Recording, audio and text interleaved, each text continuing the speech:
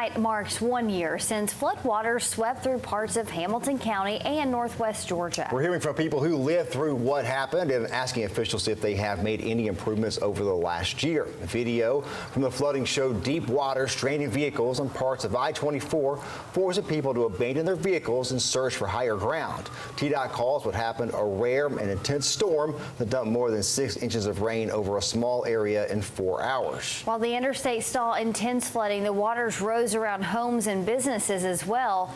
First responders worked around the clock, responding to hundreds of calls for help. As we look back tonight, News Channel 9's Katie Glanton joins us live to tell us more about that night 1 year ago. Katie.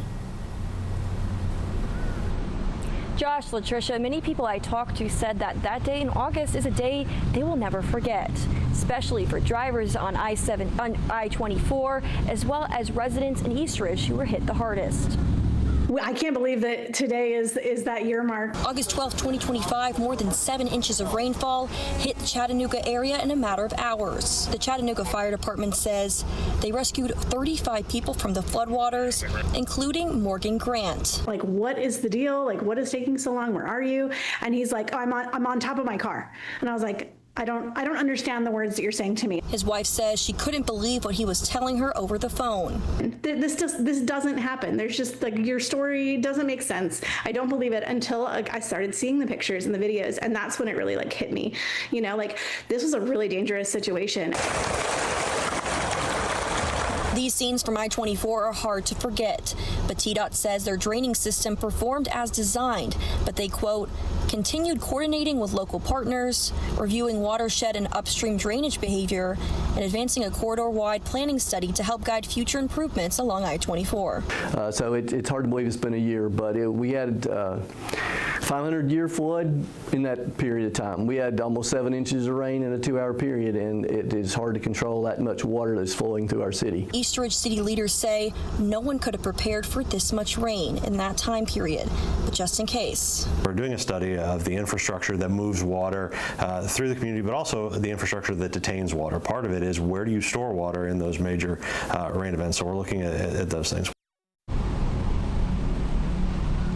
Mayor Williams said that they did not qualify for the threshold for FEMA funding, but were able to get some low-interest loans for some residents in Eastridge. Reporting live from Eastridge, I'm Katie Glanton, News Channel 9. Katie, thank you. In the hours and days after the flooding, more stories of heroism and rescues began to surface.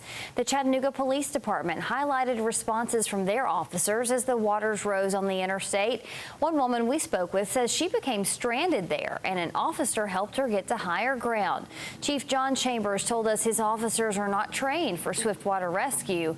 However, they are trained to think on their feet and put themselves at risk if the situation calls for it. So we've kind of learned you expect the unexpected, so to speak, and you also learn to adapt. And we know what our role is.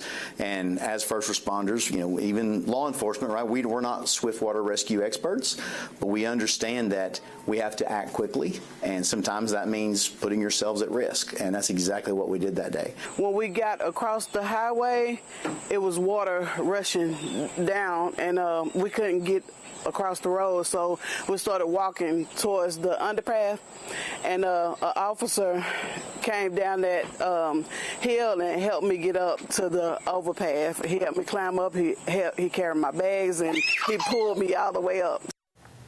4 people lost their lives during the chaos of the storms. A tree fell on a vehicle driving down the road in Eastridge, killing 2 adults and a child inside. A 4th person died after he ran past police barriers and into a fast-moving creek. Authorities found his body the morning after the floods.